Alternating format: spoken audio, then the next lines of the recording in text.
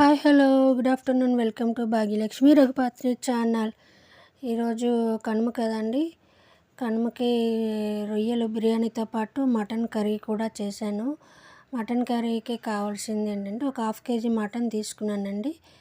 దానికి గరం మసాలా, అల్లం వెల్లుల్లి పేస్ట్ అండ్ ఇలాచీ, చెక్క, లవంగ అండ్ స్పైసెస్ అన్నీ కలిపి ఒక ఉల్లిగడ్డ వేసి అది ఒక పేస్ట్ చేసి పెట్టాను.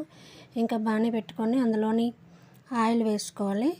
మటన్కి కొంచెం ఆయిల్ ఎక్కువే పడుతుందండి. నాన్ వెజ్ అంటేనే ఆయిల్ ఎక్కువ పడుతుంది కదా, మటన్కి కొంచెం ఎక్కువ ఆయిల్ పడుతుంది. ఎక్కువ ఆయిల్ వేసుకున్నాను. మామూలు వెజిటబుల్కి తక్కువ ఆయిల్తో వండుకున్నా కానీ మటన్ వండేటప్పుడు మాత్రం కొంచెం ఎక్కువ ఆయిలే పడుతుంది. ఆయిల్ ఎక్కువ తినకూడదు అంటారు కానీ మనం నాన్ వెజ్ వండుకునేటప్పుడు ఆయిల్ ఉంటేనే నాన్ వెజ్ కర్రీ బాగుంటుంది. ఇంకా ఆయిల్ బాగా వేడెక్కిన తర్వాత అందులో కొంచెం పసుపు వేసుకున్నాను. వీడియో ఎక్కడ స్కిప్ చేయకుండా చూడండి, కర్రీ ఎంత బాగా వచ్చిందో మీకే తెలుస్తుంది.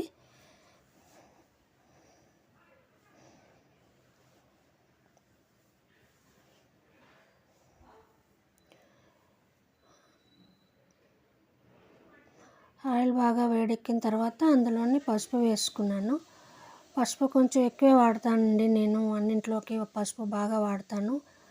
పసుపు మంచిది కదా, పట్టులోకి వెళ్తే ఇంకా మంచిది.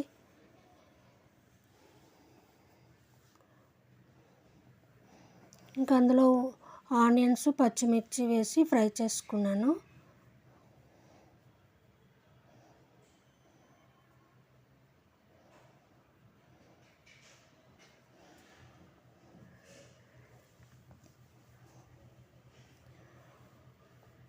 ఆనియన్స్, పచ్చిమిర్చి ఇలా ఫ్రై అయిన తర్వాత మసాలా ఆకు కూడా అందులో వేసుకోవాలి.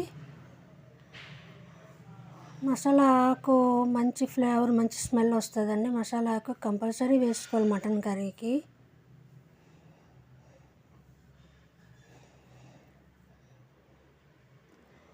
కొంచెం అటు ఇటు బాగా కలుపుకోవాలి.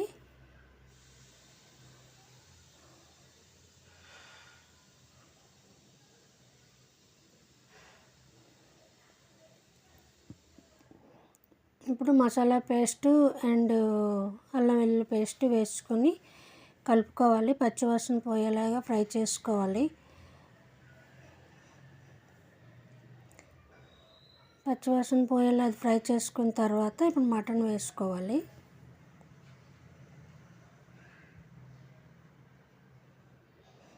అసలు కలుపుతుంటేనే మంచి స్మెల్ వస్తుందండి. అల్లం వెల్లుల్లి పేస్ట్, గరం మసాలా పేస్ట్ వేసుకున్నాం కదా, పచ్చివి కాబట్టి మంచి స్మెల్ వస్తుంది.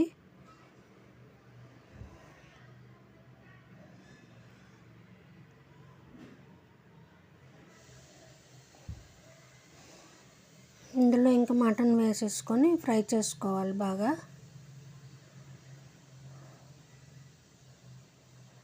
ఇది హాఫ్ కేజీ మటన్ కర్రీ అండి, హాఫ్ కేజీ.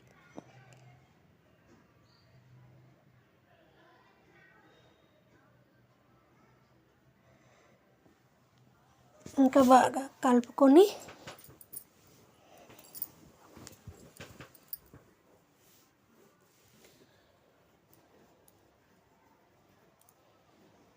మటన్ ఉడకడానికి టైం బాగా పడుతుందండి. వాటర్ ఎక్కువ పోసుకొని ఉడకబెట్టుకోవాలి.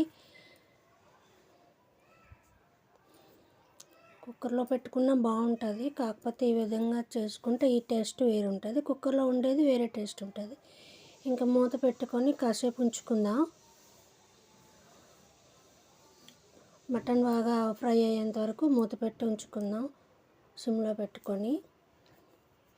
చూడండి, బాగా మటన్ అంతా ఫ్రై అయిపోయింది. వాటర్ అంతా అయిపోయి ఆయిల్ రిలీజ్ అయింది కదా. ఇంక ఇందులోని ఉప్పు, కారం వేసుకుందాం. కారం కొంచెం ఎక్కువే వేసుకోవాలి. నాన్ వెజ్కి సాల్ట్ టేస్ట్కి సరిపడ్డంత వేసుకోవాలి.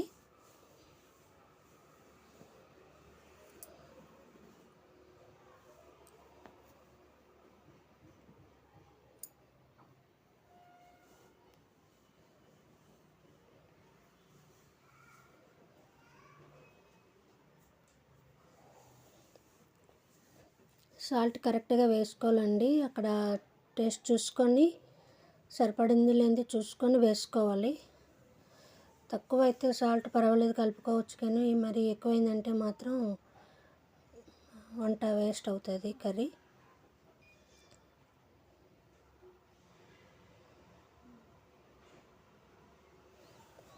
ఇందులో వాటర్ పోసుకోవాలి. వాటర్ కొంచెం ఎక్కువే పోసుకోవాలి. మటన్ బాగా ఉడకాలంటే వాటర్ ఎక్కువ వేసుకోవాలి. ఎక్కువ టైం ఉడికించాలండి. ఎక్కువ ఉడికితేనే మటన్ బాగుంటుంది. ఒక 10 మినిట్స్ వరకు ఉడికించాలి. మూత పెట్టేసి 10 మినిట్స్ ఉడికించుకోవాలి.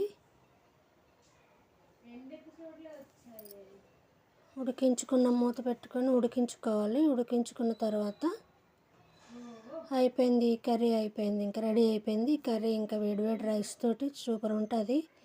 నేనైతే బిర్యానీ చేశాను, బిర్యానీతో మటన్ కర్రీ. ఈ కర్రీ వచ్చేసి చపాతీతో పుల్కాలతోటి బాగుంటుంది, వేడివేడి రైస్తో కూడా బాగుంటుంది. నేనైతే మటన్ ఈ విధంగా చేశాను. మీరు ఏ విధంగా చేస్తారో కామెంట్ చేయండి. చూడండి ఎంత కలర్ఫుల్గా వచ్చింది. ఫైనల్లీ కొత్తిమీర వేసుకొని స్టవ్ ఆఫ్ చేసేసుకోవాలి.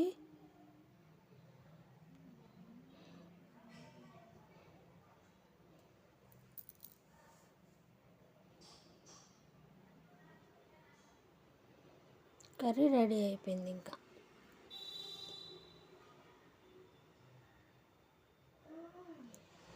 ఇప్పుడు వేరే బౌల్లోకి తీసి ట్రాన్స్ఫర్ చేసుకోవడమే. అల్యూమినియం బౌల్లో వండేసి వేరే బౌల్లోకి తీసుకోవాలి. వెంటనే అందులో ఉంచకూడదు అల్యూమినియం బౌల్లోని. చూడండి కర్రీ కలర్ఫుల్గా ఎమ్మి టేస్ట్గా వచ్చింది. ఈ విధంగా వస్తుంది. సూపర్ వచ్చిందనమాట. ఇది రైస్ తోటి ఇంకా చాలా బాగుంటుంది. వ్యూవర్స్ అందరికీ థ్యాంక్ యూ. ఈ వీడియో కనుక మీకు నచ్చితే లైక్ చేయండి, షేర్ చేయండి, సబ్స్క్రైబ్ చేయడం మాత్రం మర్చిపోవద్దు.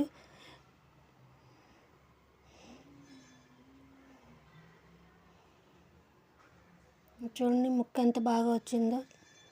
కర్రీ అయితే సూపర్ వచ్చిందండి, అద్భుతంగా వచ్చింది.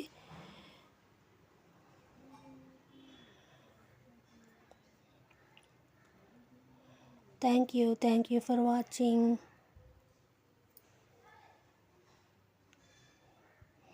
ఇలాగే నా ఛానల్కి సపోర్ట్ చేయండి. ఇంకా మీ సపోర్ట్ కావాలి. Thank you for watching.